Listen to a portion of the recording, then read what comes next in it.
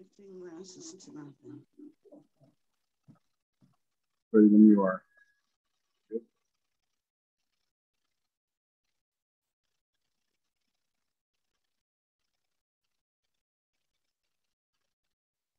Well, good morning, everyone, and welcome to Unity of Baton Rouge, whether you are joining us here in person or joining us online. We are delighted to have you with us this morning. I'm Reverend Charles Perry, and it is my joy, honor, and delight to be able to bring you a message this morning. Reverend Laura Louise is out, and I'm here in her stead with Paul Winfield, and we are glad to have you with us this morning. So one of the things that we like to do is welcome one another, and Paul, I will let you do our welcome blessing. Let's sing a song first. Oh, yeah. Okay. Number 111, Living Abundantly. 111 in the hymnal.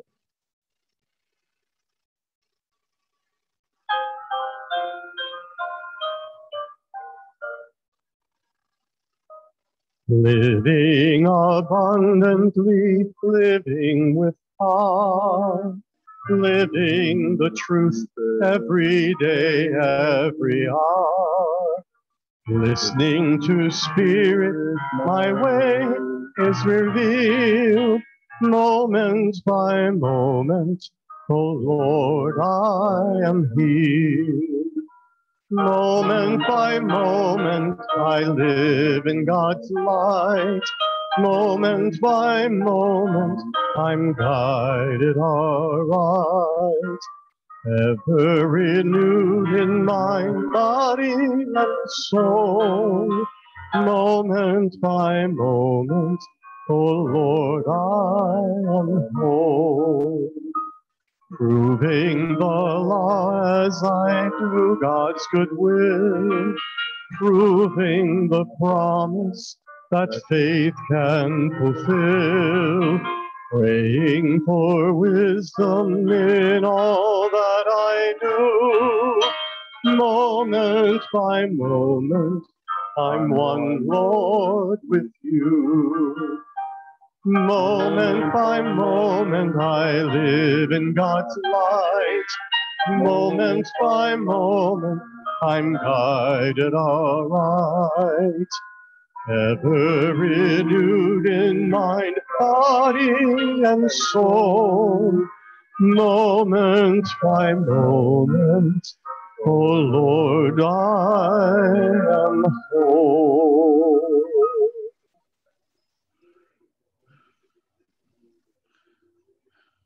Love you, we bless you, we behold the Christ in you. Who you are makes a difference in our lives.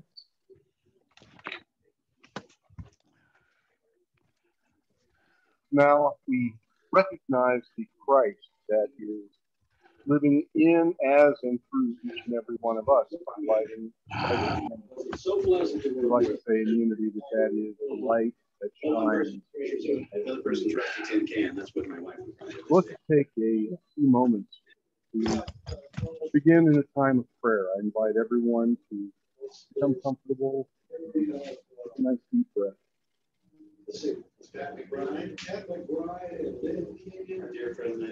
Sweet Spirit, we are so grateful for this time that we spend in spiritual community, for the blessing of fellowship, for the free exchange of spiritual knowledge, for the opportunity to examine new ways of being, new ideas, new ways of pouring Spirit into our lives through the very activity of our being. For this place and all those who handed it to us, for this community of like-minded spirits, and for all of those who had yet to walk the path to us, for your love that makes it all possible.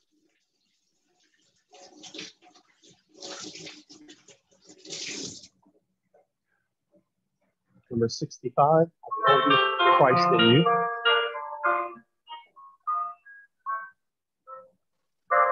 I behold the Christ in you. Hear the light of God I see. I can see a great peace too. I can see you whole and free. I behold the Christ in you. I can see this as you are. I see this in all you do. I can see this as you talk. I behold God's love expressed.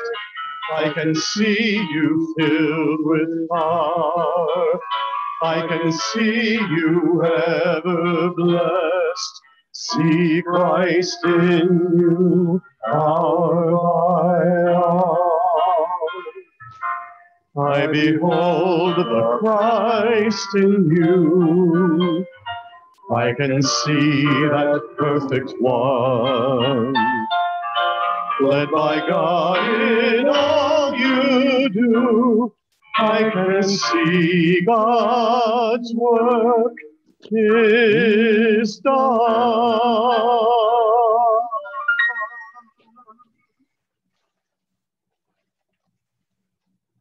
Please join me in our statement of being. There is only One presence, one power, and one intelligence, active as the universe and as my life. God, the good, omnipotence. Next hymn is number 114, Sunlight.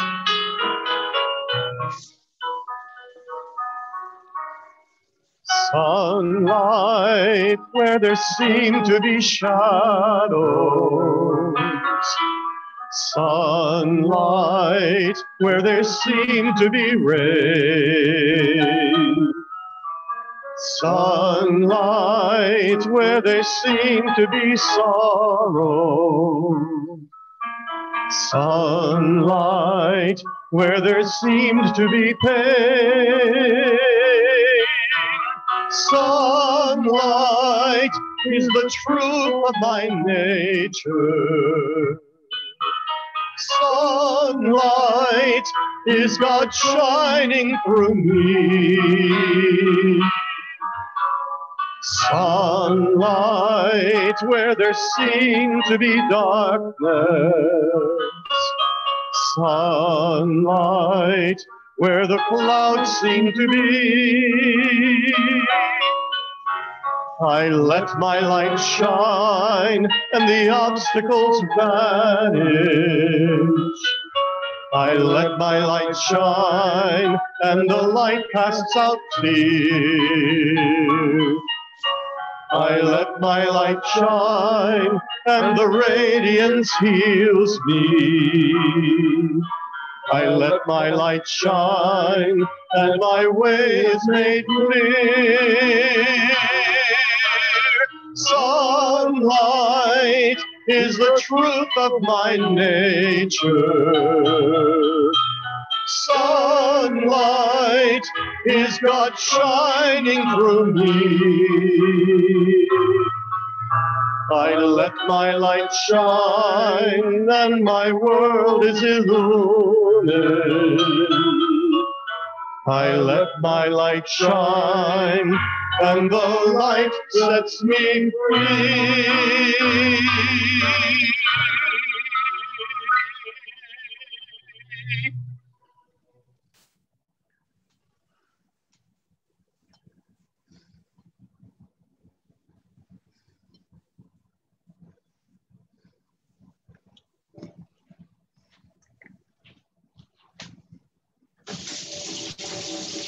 Good morning, everyone. Good to see you this morning.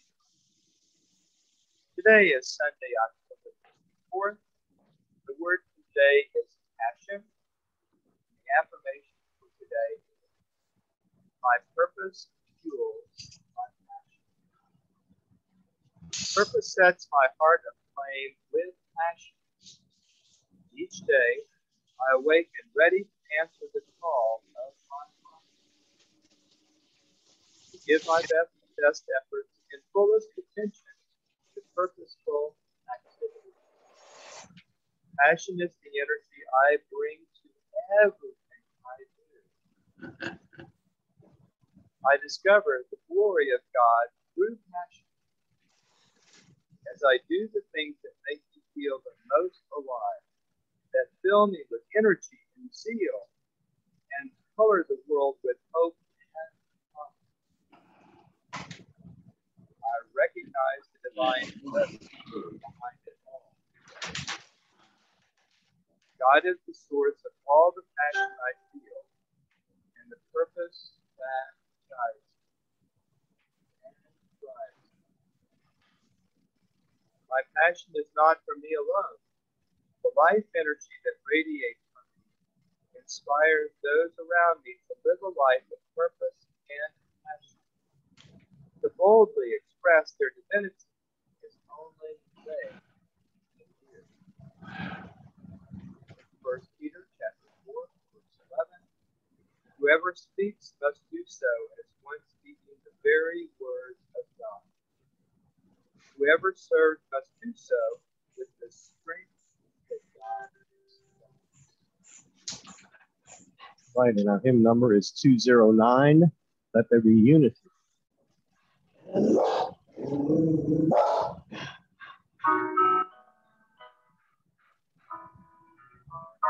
Let there be unity in all the world today. Let it be known that God alone can show the way. Let there be truth in all the hearts of men, for truth will make them free. Let there be peace on earth, and let it begin with me. Let there be unity in all the world today. Let there be love in everything I do and say. Yes, let there be unity. Let it last through eternity, and let there be unity in me.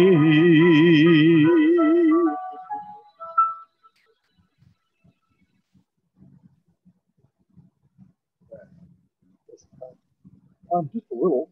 I think we're almost there. We're actually.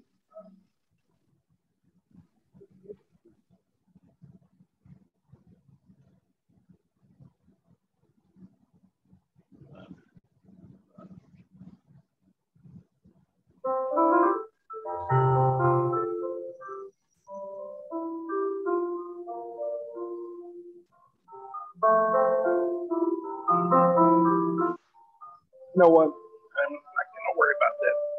Sometimes you just have to fade back and try a different play. I had a lovely slideshow that I spent some time last night updating. We're not going to see it, and that's okay. Sometimes our equipment's not in the same place that we are. So what I'm going to talk with you about today is actually, it's funny, Laura Lisa kind of gave me a little break. I spent this past week at Unity Village, and I was part of the Nehemiah retreat that they just completed. If you've never heard about Nehemiah, so there's Nehemiah in the Bible, right? And the story of Nehemiah is that Nehemiah helped to rebuild the holy city, Jerusalem. So several years ago, a couple who were at the village, Tom Lee and his wife, Therese, came up with the idea of bringing people into the village for a retreat to then do rebuilding of the village, because there's been a lot of, say, deferred maintenance in a lot of different areas of the village. Most of it was built, 70, 80 years ago. And the most recent building probably built, let's say, 1970. And there's a lot of work to do. And sometimes all it needs is a lot of elbow grease and determination to get things done. So what people do is we sign up to go to the village, and then a few times a year they bring us in and they put us up, they house us, they feed us, and in return we supply the elbow grease and the determination, and we fix stuff. You know, whether it's painting things or rebuilding a wall or, you know, whatever it might be. I ended up doing things like sanding some tables that they had, you know, purchased at a discount for some of their events, but that were a little ragged around the edges, and moving some furniture around so that they could clear out and clean up a space that, you know, hopefully some business will want to rent. That's one of the things being used to help keep the village alive. We're actually bringing in, you know, outside people to rent space there. It's making a big difference. They're doing some great stuff in the village. If that sounds like something you'd love to do, really all you have to do is pay for your way to get to Unity Village, and the rest of it is on now. And it happens usually about 2 times a year, and it is a great way of connecting. It's a great way of getting things done. So all that to say that I was thinking, well, gee, I'm going to have to come up with a talk, you know, like after we shut down for the night. And Laura Lisa said, well, you know, I really loved what you did at Unity Cordova. So about 3 weeks ago, I was at Unity Cordova and did a weekend workshop for them that was really inspired by their racial equity movement that they call Beloved Community Builders. We got to know them through our racial equity, which is the Reimagine Louisiana group. And they had kind of come into some of our meetings, and, you know, we shared ideas, and they asked me to come up there. And what I did was did a workshop on helping them to create a container in which to have discussions that, you know, may be a little difficult around racial equity and everything that's happening in our country and in our world as kind of the result of people being awakened to the idea that, you know, maybe equality is not exactly what we thought it was, and then how to have those conversations. So that inspired what I'm going to talk about today, which is about speaking truth. And, you know, the thing about it is in Unity, when we talk about truth, it's part of who we are. If I had to ask you, say you as a member of the Unity Church, what do you call yourself? If you go to the First Baptist Church, you say, well, I'm a Baptist. If you go to the United Methodist Church, you say, I'm a Methodist. What do you call yourself? Thank you. Yeah, a lot of people think we call ourselves Unitists, which is that's funny, but it's actually, you know, that's not the word. Some people like to call us cultists, and there are a few folks that refer to us as cockeyed optimists. But what we actually are, at least according to Fillmore's, who are the co-founders of Unity, is truth students. That's what they called us. And I had on my slide, I actually had found a piece from an advertisement back in 1906 for New Thought classes. And those New Thought classes were being put on by the Truth Students Club of Indianapolis. So before and that's back before they were actually ordaining people calling us church, Truth Students Club of Indianapolis. So we're actually truth students. It's just a little side note. Charles Fillmore didn't originally want to call this thing Unity. He didn't want to call it Christian Science, but that name was already taken by someone who was well known for defending for trademarks and for copyrights in court. So they called us Unity, and then that left us with, you know, what do we call it? So we're truth students, which obviously means that at some point we're going to have to share that truth, right? It's not enough for us to just absorb truth ourselves. We need to take that truth out into the world and do something positive with it. So we ask ourselves, well, okay, so let's get straight on this thing. What is truth? in the revealing word, and the revealing word is, okay, so most of you probably heard of the Metaphysical Bible Dictionary, right? Okay, so that was a book by Charles Fillmore with some help from others, where he takes all of the proper names in the Bible, both the names of people and the names of places, and interprets them metaphysically.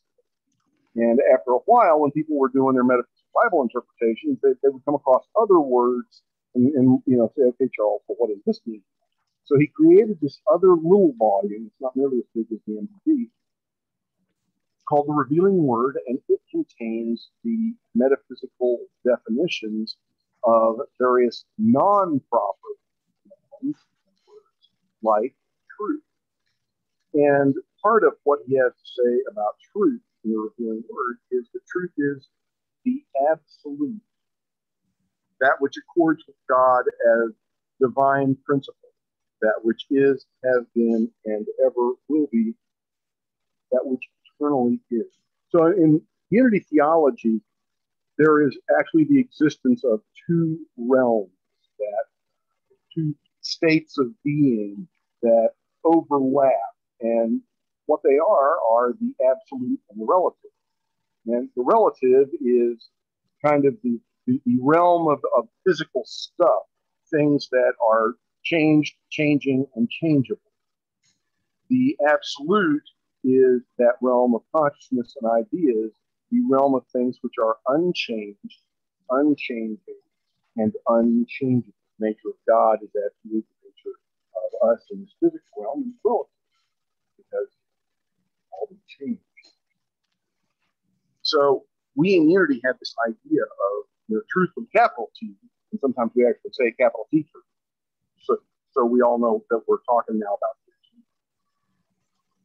We have this idea of capital T truth, and sometimes it really feels at odds with little t truth, or that stuff that exists in the relative. And when we go in and look at the actual definition, like Webster's definition of the truth, there are a couple of things that I pulled out that make it clear why sometimes when we're talking to each other, when we're engaged in these conversations where we're trying to let people know what the important things are, that we run into difficulty. So one thing is that the truth is the actual state of a matter. And this sometimes puts capital T truth in direct opposition to little t, right? Because capital T truth, an idea is that we are abundant creatures living in an infinite universe. Little t truth might say, and I have $3.87 in my checking account. See what I'm saying? Right? That little t truth can change, right? I can, get lots more money in my checking account, but the capital T truth remains the same. And one of the things that is harmful to us in unity is that people sometimes get caught in the cognitive dissonance between capital T truth that we try to affirm and the little t truth of the reality that they see in front of them. When we talk about the absolute love that we all have for one another as children of a loving God, that's the capital T truth kind of thing. We are all children of the divine. But the little t truth is that some of us really struggle with expressing that in a way that our fellows can see. And we bump up against each other in ways that hurt, right? And not to recognize that is not a way of advancing truth. We in unity, we who affirm the capital T truth, also have to live in that relative realm and help our brothers, sisters, and gender fluid siblings who live here with us to navigate our way as we walk each other home. Amen? So part of the problem of this whole thing of speaking truth is that different people see different truths, and that's part of the definition is that it is an obvious or accepted fact, and it's that accepted fact part that a lot of us are getting hung up on these days, because the facts that I accept may be very different than someone like, say, my younger brother, who is self-described as being somewhat to the right of Rush Limbaugh, what he would accept, right? We have different facts, and the real key is that we take those different facts, and sometimes we even take the same facts, but we tell a different story. So one of the other really tough parts about truth and about being a truth student, and then once we kind of live in our truth as truth students, we become truth speakers, okay, is that it's tough to tell the truth sometimes. And what I'm reminded of is the story of the Emperor's New Clothes, where the Emperor was getting flim-flammed by these guys who said that they were creating this fabric that was amazing and light, and it took a lot of gold to make it, but boy, was it the stuff. And of course, they were just hanging air on him. They weren't actually, putting any clothes on him. But then because the Emperor believed that nobody wanted to be the person that told the Emperor, buddy, you're naked, right? So they all went along with it because they were afraid or ashamed of telling the Emperor the truth. And so, he gets to the parade and he goes out there and some little kid says, Daddy, he's naked, right? And it takes a child to recognize and to be unafraid to speak the truth. And I'm reminded of, when Jesus told us to be like little children so that we could enter the kingdom of heaven. And I think a piece of that is our willingness to unashamedly be willing to point out the truth. A big piece of what we're afraid of sometimes is humiliation. And we don't want to humiliate ourselves or others. We talk all day about shame. That's a different topic for a different day. But there are a lot of ways in which shame gets in the way of us telling the truth to each other. We also run into a lot of problems with cultural norms. The actual truth may be in disagreement with, well, that's the way we've always done things. I think right now about what's going on in Afghanistan. And while the capital T truth to me is that it doesn't matter what sex you are, we all are equal partners in this thing called life on this planet we call Earth. But there are certain portions of the culture that has made it into the people there that believes in treating women very differently, right? And it is extremely difficult to get past that. My wife is not just a student. I mean, she's in business, but she's also a student of business, and she reads voraciously.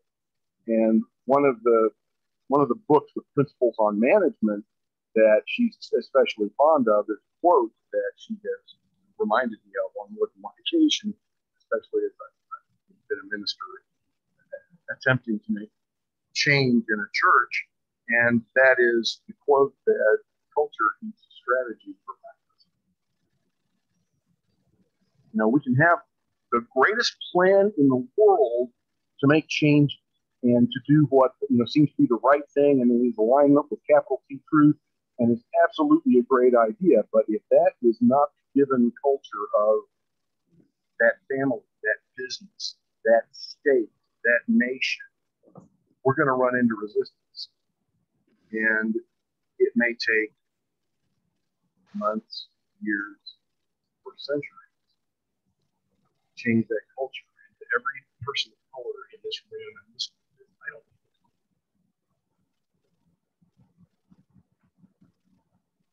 think it is appalling when we look at facts of the differences in white America and black America. And it's not because we aren't awake to the issues at hand. It's not because many of us don't absolutely believe in equality. It's simply because we're all human, much less all American.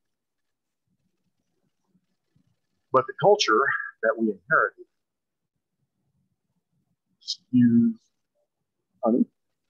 And that is absolutely the little, or maybe someday we'll kids or our grandkids to be able to say that that's what they used to do. That's one of the reasons that we're speaking, that we're starting to engage in these conversations, as difficult as they are to have, and as scary as they are for some people, and as much as they may be in disagreement with the cultural norms of this place that we find ourselves. So there may be some people, whether you're sitting in this room or you're watching this online, who are wondering, why is he talking about this in unity churches? You know, why? That's not why I came. You know, I want to feel good. I want to get further down the road spiritually. You know, that's my subject. That's what I'm all about. And one of the knocks on unity has been that historically we've been a bunch of navel gazers, that we get into our comfortable place and we say Om, and we turn within and we see things rightly instead of trying to set them right, and we don't change anything that's on the other side of our skin. You know, I can become all enlightened and stuff, but if I'm sitting on a mountaintop doing it, I'm not making anybody else like that. And I'll be honest with you, that does not work. I don't think that's what our way shower Jesus was about at all. And it is simply not the spiritual path that I have been taught to walk. And so I do like to look for people beyond my own. And so I found on truthunity.net, if any of you are ever curious about anything having to do with unity, that's a great place to start. Our unity ministry in Mark Hicks has been compiling just thousands and thousands of pages of old unity stuff, digitizing it, putting it online, and making it searchable so that we can find stuff. But one of the other things that Mark has done is he has gotten really involved with an organization called Bread for the World. And much as his name implies, what they're trying to do is feed hungry people. Right? And one of the ways that they do that is by going and speaking up to our elected representatives and saying, hey, well, y'all are voting on money to do things like making more bombs, guns, and whatnot. How about we spend a little bit of money on feeding some of these starving people? And on the website, Mark explains his advocacy like this. He says, if unity is about anything, it is about the spiritualization of the material world. See, that's exactly where we talk about that intersection of the absolute and the divine. He goes on to say, it is about going to places whereby all appearances God is not recognized and not heard. And when we get there, speaking truth to power. Moses went to Pharaoh. Jesus went to the temple. Paul went to the emperor. If we really want to be spiritual, we must also go to the heart of where God needs to be. I absolutely agree with that. And to me, it is very clear that it is not enough for us to make changes within ourselves. We have to go beyond. And if you remember Unity's fifth principle, it's not enough to understand these truths. We have to practice the truth that we know. And part of that practice is being willing to speak up. In Luke chapter 6, verse 45, it says, the good person out of the good treasure of the heart produces good, and the evil person out of evil treasure produces evil. For it is out of the abundance of the heart that the mouth speaks.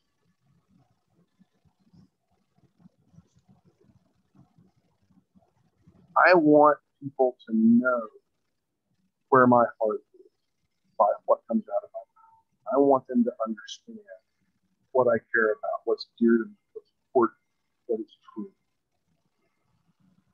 For me to do that, I have to be brave enough to speak my truth. But where the kind of skill of it all comes is in learning a way of speaking truth that it lands.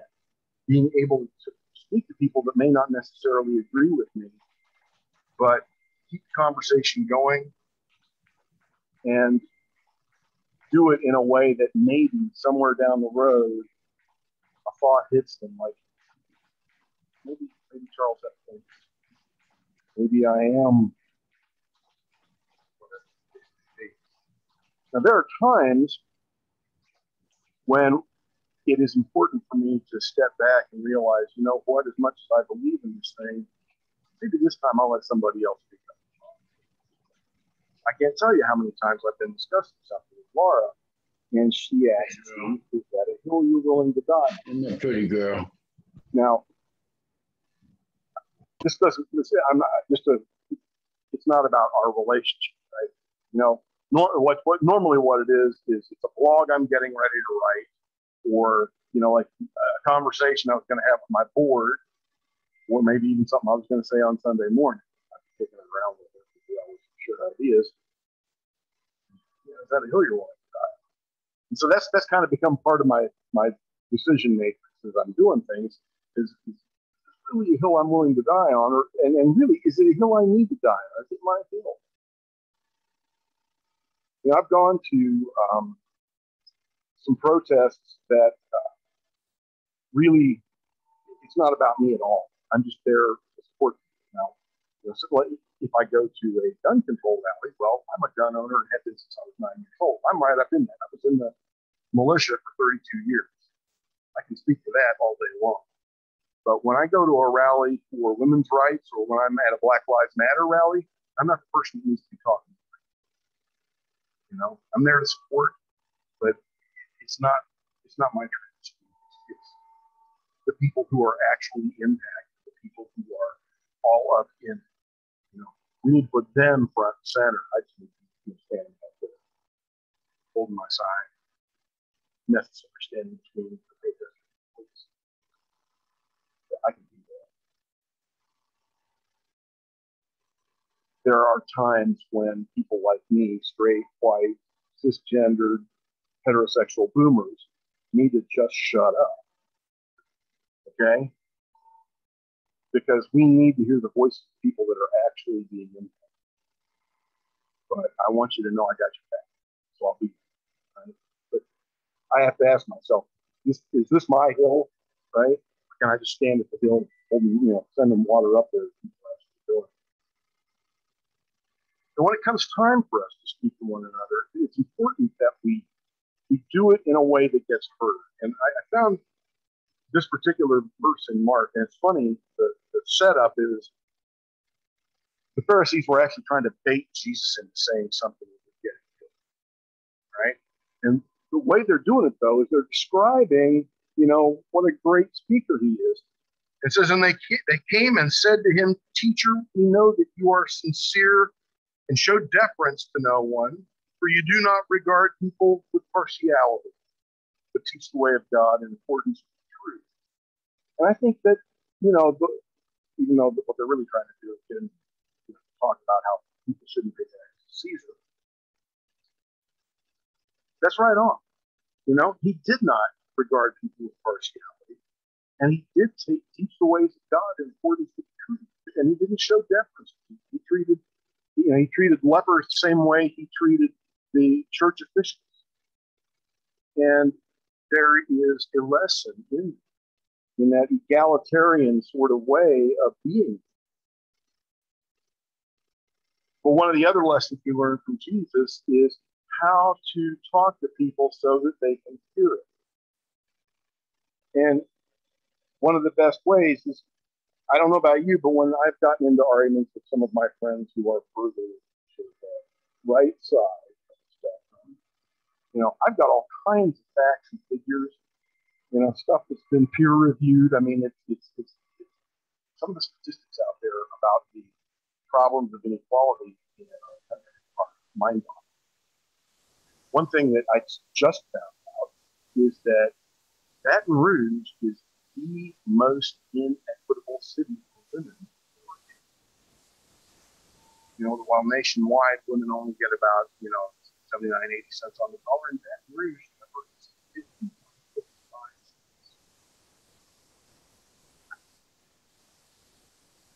I'm flabbergasted by numbers like that. But you know what? Some people, it makes no difference because, well, my Aunt March makes just as much as my Uncle Jim. They've been working for the same company for 20 years, and it's personal stories that land. And, you know, you can go all the way back to Jesus. In Matthew, it says, then the disciples came to him and said, why do you speak to them in parables? He answered, to you it has been given to know the secrets of the kingdom of heaven, but to them it has not been given. So we're talking about people that don't get what we get, right? For to those who have, more will be given, and they will have an abundance. But from those who have nothing, even what they have will be taken away. It's funny that he was talking about understanding, not money. That almost never comes out when people cite that particular verse. The reason I speak to them in parables is that seeing they do not perceive, and hearing they do not listen, nor do they understand. And that's exactly what happens sometimes when I'm talking to people. Right? And I start using things like facts and figures and peer-reviewed studies. I can show it, but, you know, a lot of people like them. You know, it's more about, well, you know, I used to date this girl who knew a guy. Stories. Okay? You will, with them indeed is fulfilled the prophecy of Isaiah that says, you will indeed listen but never understand, and you will indeed look but never perceive. For this people's heart has grown dull, and their ears are hard of hearing, and they have shut their eyes, so that they might not look with their eyes and listen with their ears and understand with their heart and turn, and I would heal them. So he used parables, he used stories. He taught things with stories. And the whole point behind teaching with a story or with a parable is that people can remember stories, but the underlying meaning may remain hid to them for weeks and months, for years. And at some point, that story they remember lands, and they get it. And their eyes are open, ears are open to see. One of the other really important parts of being able to speak truth is being able to listen. Someone that has a different little t truth in their life. And simply being willing to sincerely say, tell me what you got. One of the ways that the folks that teach Christian conversation describe this as there is a pool, a shared pool of meaning. And what we're trying to do is get everybody to pour their truth into that shared bowl of meaning. Well, we can't get them to recognize what we're pouring in if we don't let them pour their stuff in, even though it may really offend us. Right? What we want to do is we want to be sincere. We want to stay curious, even when it gets really rough. And one of the suggestions they have is to ask yourself, why would a reasonable, rational, and decent person say this? Very often it goes back to, well, that's the culture. You know, that's been told that to me. My brother got all wrapped around the axle last year when people started doing away with Columbus Day. Right? He called me up and, you know, even recited the old poem in 1492 months. Right? Because what happens is when our foundational truths were things that we learned foundation, right? I may not have hung my hat on the idea that Columbus discovered America, didn't it? It's already been popular. But they taught that to us as little children. And as little children is how we learned all the things that we use to understand the world. Well, if you're telling me that the people that taught me this stuff when I was this tall were wrong, then what that means is these things that I've believed all my life are wrong. And that does two things. Number one, that makes me ashamed for being wrong, and we don't handle shame real well. And the other thing is it makes me question everything I know. And that's a scary thought. So we have to be patient when people get into that stage, right? We gotta give them a little time to catch up. I love this quote. It says, so be patient when exploring how others think and feel. Encourage them to share their path, and then wait for their emotions to catch up with the safety you've created. Because believe me, when we start talking about things that we're talking about here, when we start bandying around big, capital T truths, some people are going to get in their emotions. And we will if we're not careful. And we're not going to make converts out of people if we're in our emotions, they're in their emotions, and all we're doing is yelling at each other. One of the other things we have to do is that we want to admit when what we thought was truth may not actually be the truth. And this is one of the things that I loved about Unity, and loved about Unity enough to become a Unity minister, is that we are willing to grow and expand our understanding of theology as truth students. And I got this from, I think it's Eric Butterworth, and we're talking about Charles Fillmore, co-founder of Unity. Often in his class, a student would be answering a question, and Mr. Fillmore would ask, "Where did you get that idea?" The student would reply, "I read it in such a Unity book, Mr. Fillmore." "Are you sure?" "Certainly, Mr. Fillmore, that's right out of page so-and-so." He would say, that is not exactly right. And in his 90s, he was still saying, "I reserve the right to change my mind." Very different than a lot of theological people. They think they have a true pipeline to God, they put out the truth, and that's the way it is. We have to be willing to admit, I didn't look at it that way. I didn't see it that way. One of my favorite cartoons on the internet, the cartoon, and it shows these two people arguing over a number on the ground. And from their vantage points, one guy is looking at the number 9. And across the number, right, the other guy's looking at a number 6. So one of them is yelling 9, and the other one's yelling 6. And it depends on the point of view. Sometimes it's a little less cut and dry. But if I'm not willing to admit I'm wrong, we're not really having a conversation. We're really having a coercion. When we say, why do we bother doing this? What is it? In this case, what I'm talking about is us creating a just world that works for all.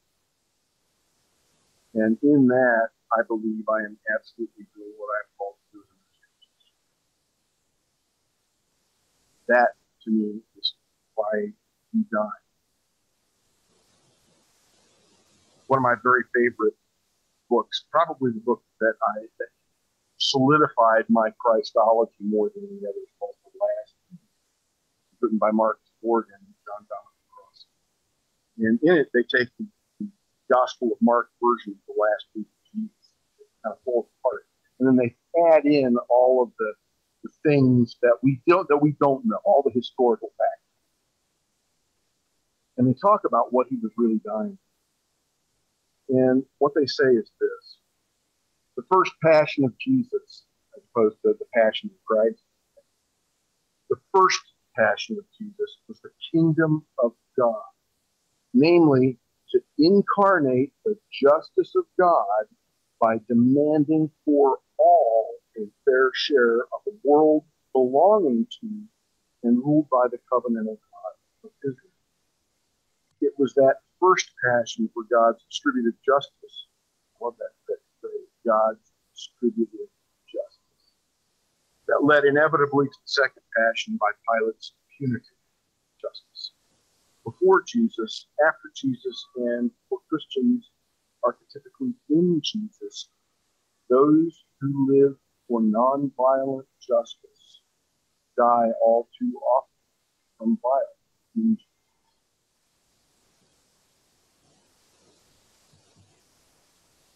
there is so much injustice in this world. It is part of the culture that we inherit. Human beings have been inflicting injustice on one another at all times. We've had civilization. We will not change it by being silent. We are both truth students and truth speakers.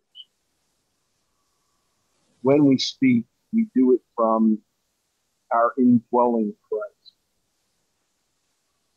We have to engage sincerely and fairly and accept the consequences of that truth we speak graciously. We'll be willing to admit when we're wrong, but we have to be willing to stand up for that which is right. It goes beyond simply understanding that there's a capital T truth, and we call that the absolute truth. And there's a little t truth, and we call that the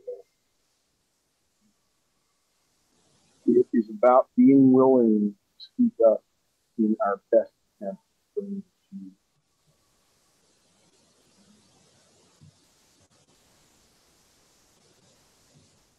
Now it's time we want to move into meditation, so I invite everyone to come up with a prayer. Very nice.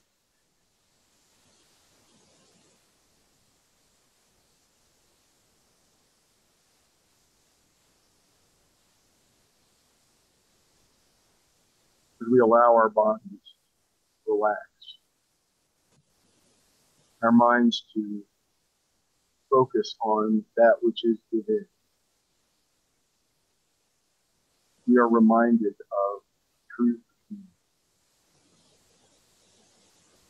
that God, the absolute, the one presence, the one power, not off in some heaven far away.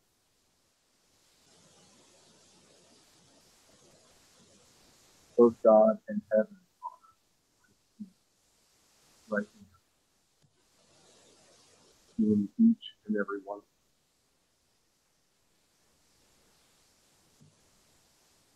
In the space between breaths, in that momentary pause between the beating of our hearts.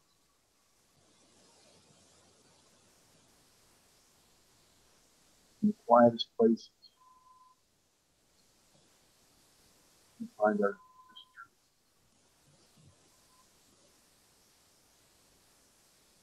All call it Christ within our hope.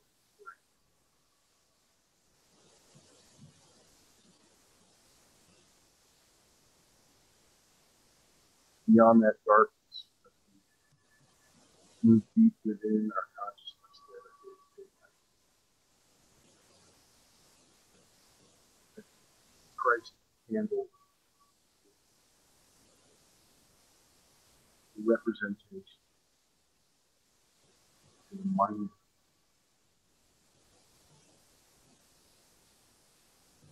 As we move deeper into meditative state, it becomes easier.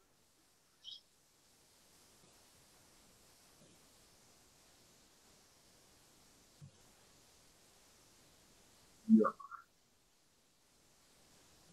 We are God.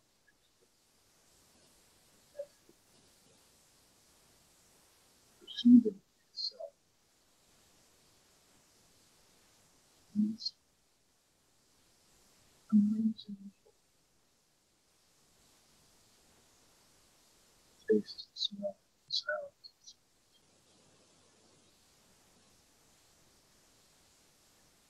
Sometimes it gets so busy.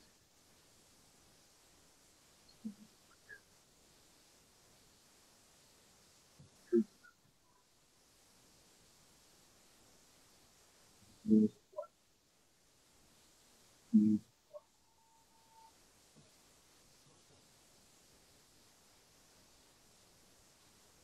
As we move deeper with it,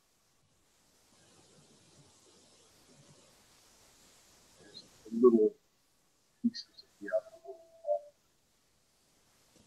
It's easier to know.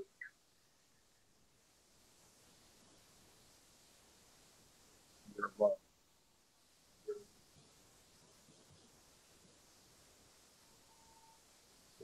We spend a few moments we know it.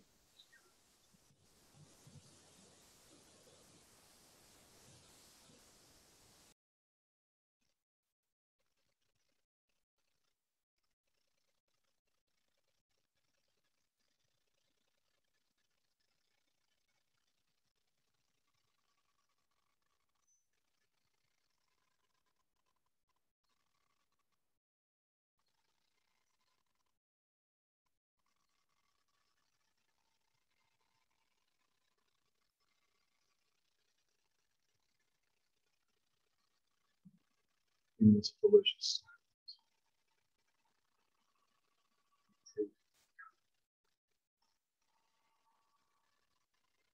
You know,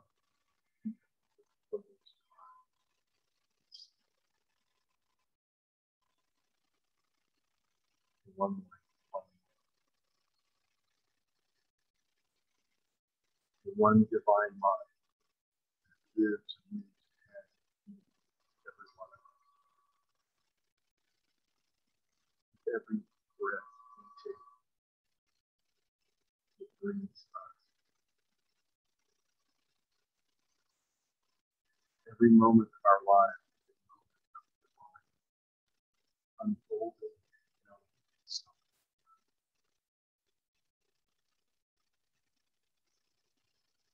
we move out in this place. No matter what the truth about our life is, we know the truth of God's infinite from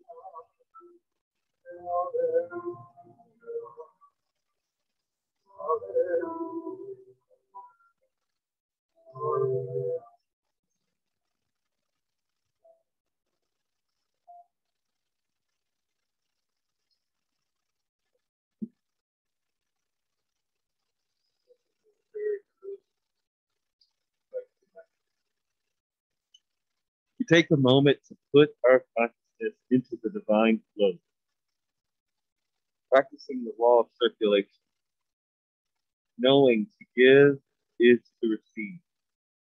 We open ourselves to all the blessings raining down on us through the windows of heaven. To donate from home, please use the donate button on our website, unitybatonrouge.com, or the weekly email. Feel free to use it here or before or later so after service if you have to. Please join me in our offering affirmation. Divine love through me blesses and multiplies all that I am and have, all that I give and receive. Thank you, God. If you'd like to look at the lyrics, it's 226, or you can sing along.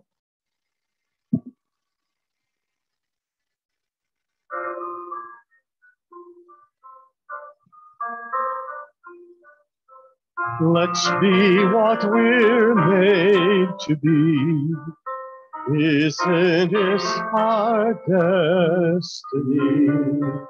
Let's get started now today, upward on our way. Let's be what we really are. Seek and find our inner star.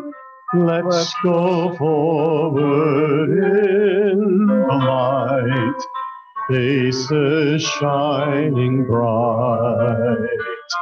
Sons of God, unlimited are Let us prove the truth that sets us free. Let's accept our highest good, knowing we're in brotherhood. Now the good in all we see. Let's don't wait, let's be.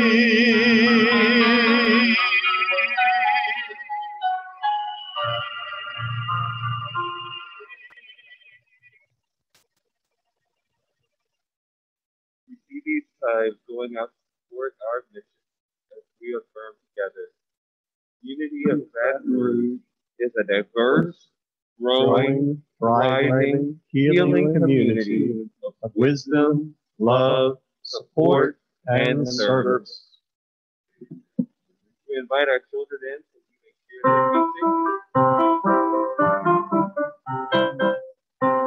Sing as white as white as white.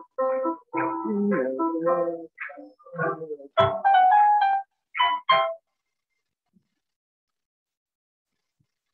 Good morning. Morning. We are on lesson 262 in A Course in Miracles, and here's our lesson for the day. Let me perceive no differences today. And the power we chose to go with it is understanding, the ability to know, achieve, comprehend, and act. Hey. We've got a few announcements today. Join us at 4 p.m. Join at 4 p.m. Saturday as our reimagined Louisiana group discusses ending institutional racism through spirited action and education. Tuesdays at 6, metaphysical Bible discussion. Allow the secrets revealed about your life by the mystic teachings of Jesus to change your view of the Bible. Presently offered on Zoom. Every Wednesday at 6:30 p.m. person, Course in Miracles, also joined by Zoom. First Sunday of every month, pranic healing immediately after service. On the second and fourth Saturdays every month at 1 p.m., we have prayer and meditation. And looking for ways to serve the greater Baton Rouge community, join MOR Baton Rouge, that's Meals, Outreach, and Resources, to serve nutritious and delicious meals to those in need. Visit ShapeTab BR Facebook page, or br.org.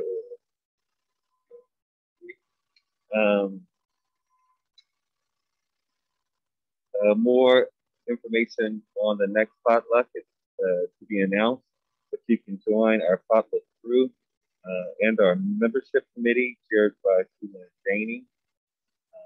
It's a great place to grow your spiritual community. We also have AA meetings on Monday, Tuesday, Thursday nights, and NA meetings on Sunday night in the fellowship. Yes, a very, very special birthday, 77. So please join me and wish my father a happy birthday. Birthday to you. Happy birthday to you. Happy birthday, wonderful. Happy birthday to you. God is blessing you now. God is blessing you now. God is blessing you. You are wonderful. Happy birthday to you.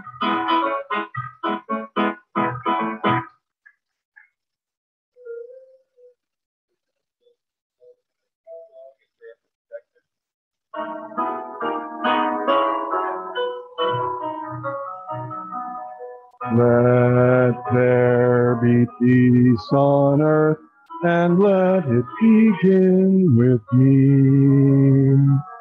Let there be peace on earth, a peace that was meant to be. with God as creator. We're a family. Let us walk with each other in perfect harmony. Let peace begin with me. Let this be the moment now, right now. In every step I take, let this be my joyous vow. To take each moment and live each moment in peace eternally. Let there be peace on earth, and let it begin with me. The light of God surrounds us, the love of God enfolds us, the power of God protects us, and the presence of God watches over us. Wherever we are, God is, and all is well.